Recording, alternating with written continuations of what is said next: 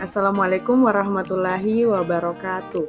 Perkenalkan, nama saya Andi Nur Fauzia. Saya merupakan mahasiswa PPG Prajabatan Angkatan 1, Gelombang 1. Saya merupakan mahasiswa dari bidang studi pendidikan guru sekolah dasar dan kelas PGSD 006.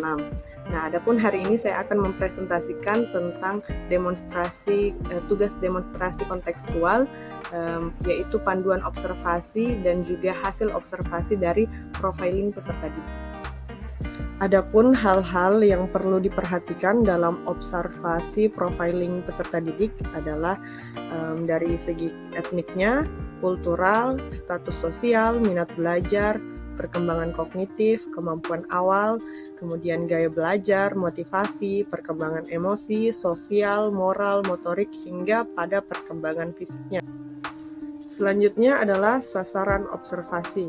Adapun sasaran observasi saya kali ini yaitu siswa kelas 6 SD dari SPF SD Impres Tidung 2, yaitu Naila Ramadhani Rahmi dari kelas 6B dan juga Muhammad Putra Wiranda dari kelas 6B. Selanjutnya Ananda Naila ini akan saya sebut dengan sebutan siswa A dan Muhammad Putra dengan nama siswa B. Adapun aspek yang pertama adalah etnik. Nah, dalam data tentang keberagaman etnik di kelas ini menjadi informasi yang sangat berharga bagi pendidik dalam menyelenggarakan proses pembelajaran. Nah, pendidik perlu mengetahui apakah peserta didik itu berasal dari etnik Jawa, Bugis, Makassar, Mandar, dan lain sebagainya. Nah, adapun indikator yang perlu diperhatikan dalam aspek etnik ini, yang pertama, dari manakah etnis atau suku peserta didik berasal, kemudian di mana mereka tumbuh, kemudian apakah peserta didik menggunakan bahasa daerahnya. Nah, berdasarkan observasi yang saya lakukan pada siswa A dan juga siswa B, etnis atau suku peserta didik tersebut tumbuh dan juga lahir yaitu berasal dari suku Bugis Makassar, dan mereka menggunakan bahasa Indonesia dalam kehidupan sehari-hari. Aspek selanjutnya adalah kultural. Nah, peserta didik kita ini juga merupakan anggota dari suatu masyarakat yang memiliki budaya tertentu. Kemudian budaya yang ada di masyarakat kita ini sangatlah beragam, mulai dari keseniannya, kemudian kepercayaannya, norma, kebiasaan, dan adat istiadat. Adapun indikator yang perlu diperhatikan dari aspek kultural ini, yang pertama, apakah peserta didik menghargai perbedaan budaya antar peserta didik, kemudian apakah perbedaan budaya menjadi penghambat bagi peserta didik dalam proses pembelajaran. Nah, berdasarkan dari observasi yang telah dilakukan, siswa A dan juga siswa B sama-sama menghargai dan juga tidak menjadikan perbedaan budaya itu menjadi penghambat dalam proses pembelajaran. Walaupun pada siswa B cenderung bersikap kurang hormat pada budaya-budaya tertentu yang menurutnya tidak sejalan dengan budayanya. Adapun aspek yang selanjutnya adalah status sosial. Nah, manusia diciptakan Tuhan dengan diberikan rezeki berupa pekerjaan, kemudian kesehatan, kekayaan, kedudukan, dan penghasilan yang berbeda-beda. Nah, kondisi ini juga melatar belakangi peserta didik yang ada pada suatu sekolah ataupun suatu kelas. Nah, implikasi dari adanya variasi sosial ekonomi ini menuntut pendidik untuk mampu bertindak adil dan juga tidak diskriminatif. Nah, adapun indikator yang perlu diperhatikan dari aspek status sosial ini, yang pertama, apakah peserta didik, pekerjaan orang tua dari peserta didik, kemudian apakah orang tua peserta didik tersebut memiliki jabatan di tengah masyarakat, kemudian apakah gadget yang dimiliki oleh peserta didik tersebut milik pribadi atau milik bersama, kemudian apakah peserta didik menggunakan kendaraan pribadi saat datang ke sekolah. Kemudian berdasarkan dari hasil observasi yang telah dilakukan, pekerjaan orang tua siswa A dan siswa B itu merupakan wira swasta, sedangkan gadget yang dimiliki oleh siswa A merupakan milik pribadi, sedangkan pada siswa B merupakan milik bersama. Kemudian peserta didik sama-sama menggunakan kendaraan pribadi saat ke sekolah. Aspek selanjutnya adalah minat belajar. Nah, minat seseorang, khususnya minat belajar peserta didik, memegang peranan sangat penting. Nah, namun sebagaimana yang diketahui bahwa minat belajar seseorang itu tidaklah sama. Ada peserta didik yang memiliki minat belajar yang tinggi, yang sedang, dan bahkan ada yang rendah.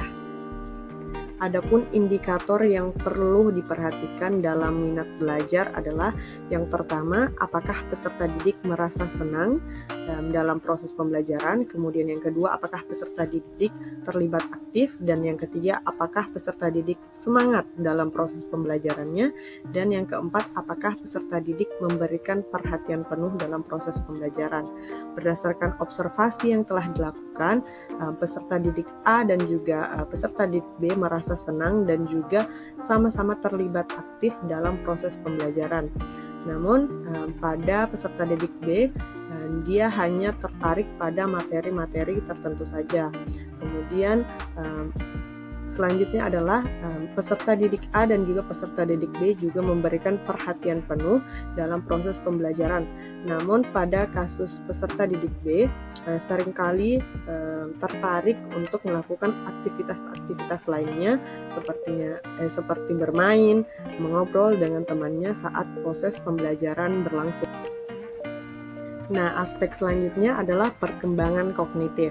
Nah, seperti yang telah kita bahas dan kita pelajari pada topik sebelumnya, bahwa setiap tahapan perkembangan memiliki pendekatan yang berbeda-beda dalam tahapan usia. Nah, tingkat perkembangan kognitif yang dimiliki peserta didik akan mempengaruhi bagaimana seorang pendidik atau guru dalam memilih pendekatan pembelajaran, metode, kemudian media, dan juga jenis evaluasi yang akan diterapkan di kelas. Nah, adapun indikator yang perlu diperhatikan dari perkembangan kognitif adalah yang pertama, apakah peserta didik mampu menjelaskan kembali atau menarik kesimpulan dari materi pembelajaran yang telah dipelajari. Yang kedua, apakah peserta didik mengalami kesulitan dalam berkomunikasi menggunakan bahasa Indonesia. Yang ketiga, apakah peserta didik mengalami kesulitan saat memaparkan hasil karya atau gagasannya saat presentasi di kelas. Kemudian yang keempat, apakah peserta didik mampu menyelesaikan tugas yang diberikan oleh guru. Dan yang terakhir adalah bagaimana keaktifan peserta didik dalam menjawab pertanyaan. Nah, berdasarkan dari observasi yang telah dilakukan, baik siswa A dan juga siswa B sama-sama dapat menjelaskan kembali materi yang telah dipelajarinya. Namun pada kasus siswa B cenderung kurang dalam hal memaparkan hasil karya atau gagasannya saat presentasi di kelas.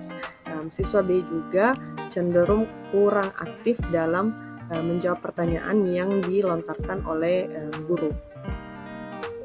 Selanjutnya adalah kemampuan awal.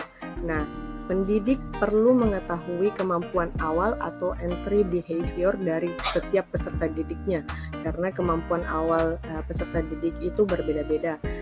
Kemudian pentingnya mengetahui kemampuan awal peserta didik atau entry behavior dapat menjadikan dasar untuk menetapkan materi pembelajaran yang akan diajarkan di kelas.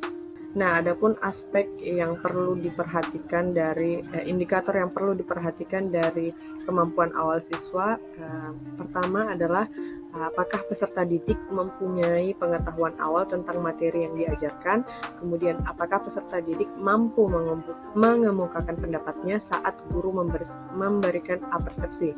Nah, berdasarkan dari observasi yang telah dilakukan, kedua peserta didik mempunyai pengetahuan awal pada materi-materi tertentu, misalnya materi magnet, kemudian reklame, dan juga wirausaha. Sedangkan dalam hal mengemukakan pendapatnya, peserta didik itu mampu mengemukakan pendapatnya jika guru memberikan persepsi yang dikaitkan dengan kehidupan sehari-harinya. Aspek selanjutnya adalah gaya belajar. Nah, gaya belajar peserta didik merupakan hal yang penting untuk diperhatikan dalam melakukan proses pembelajaran karena dapat mempengaruhi proses dan juga hasil belajarnya. Nah, gaya belajar ini dapat dikelompokkan menjadi 4, yaitu gaya belajar visual, auditif, kinestetik, dan juga reading and writing.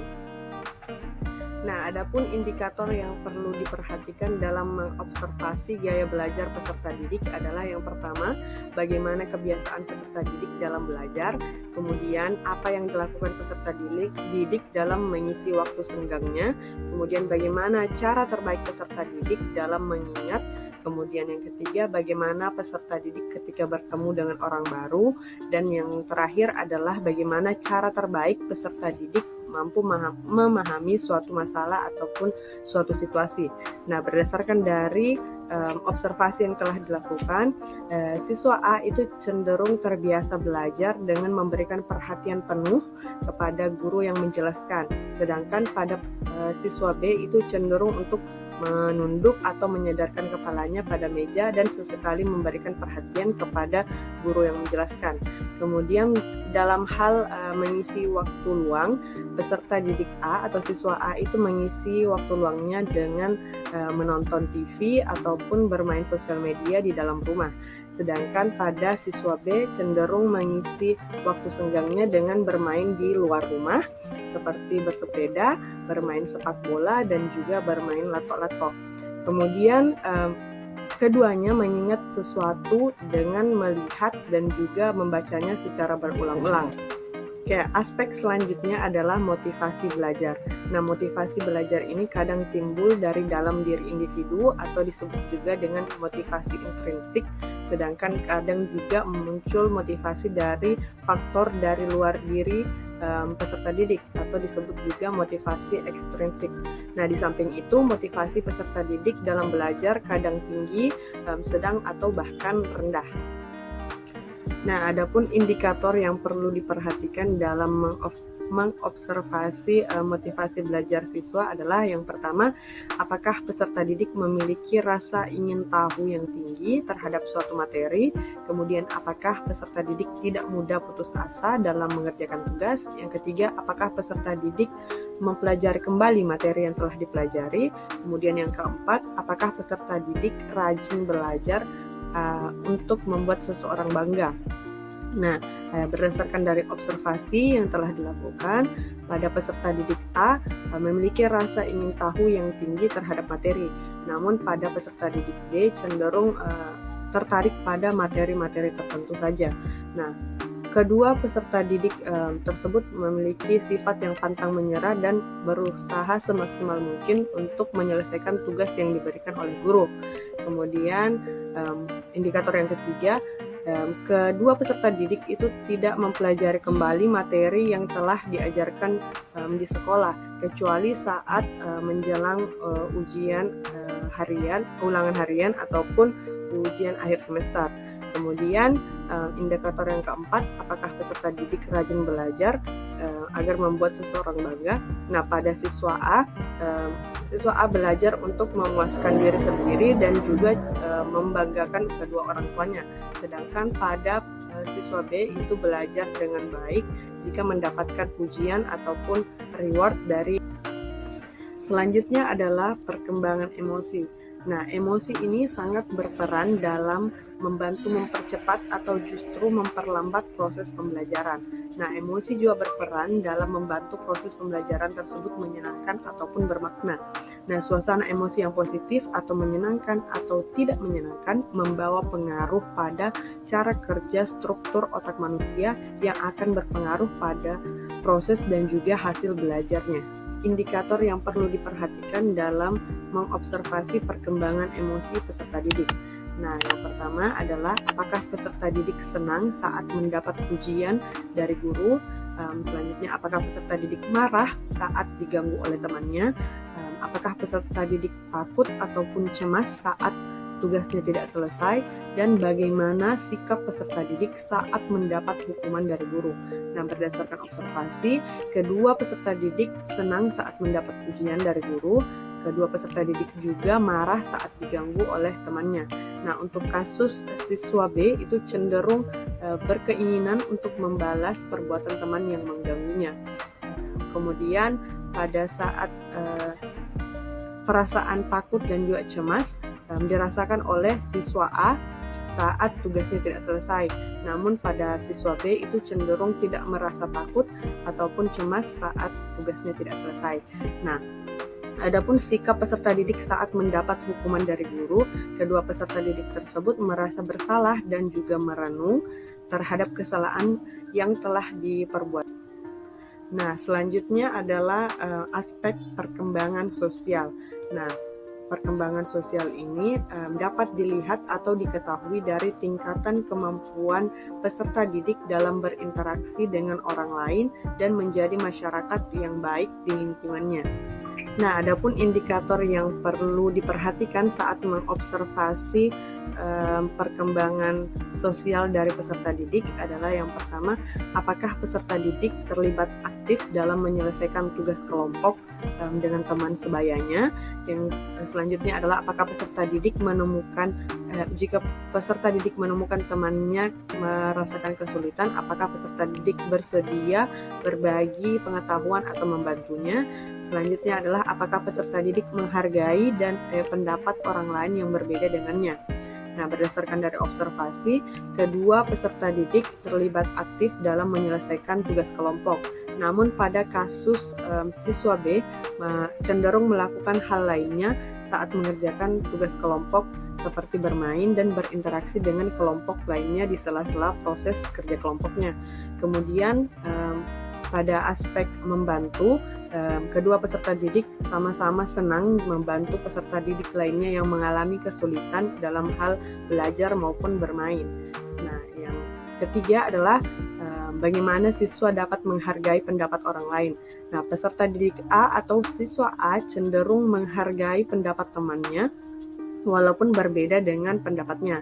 Sedangkan siswa B itu cenderung belum bisa menerima pendapat lain apalagi yang tidak sejalan dengan pendapat yang dimilikinya. Nah, aspek selanjutnya adalah perkembangan moral.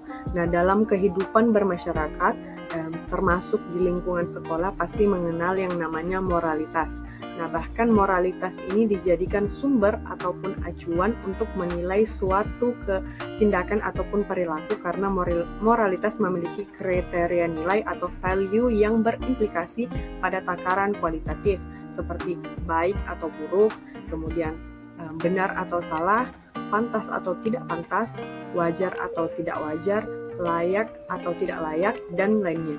Adapun indikator yang perlu diperhatikan dalam mengobservasi perkembangan moral peserta didik adalah yang pertama, apakah peserta didik berdoa sebelum dan setelah melakukan aktivitas, kemudian apakah peserta didik menaati aturan yang berlaku di sekolah, dan apakah peserta didik menghargai teman atau gurunya dalam proses pembelajaran, kemudian yang terakhir, apakah peserta didik memiliki akhlak yang baik, khususnya dalam sikap jujur, tanggung jawab, dan juga kesopanan.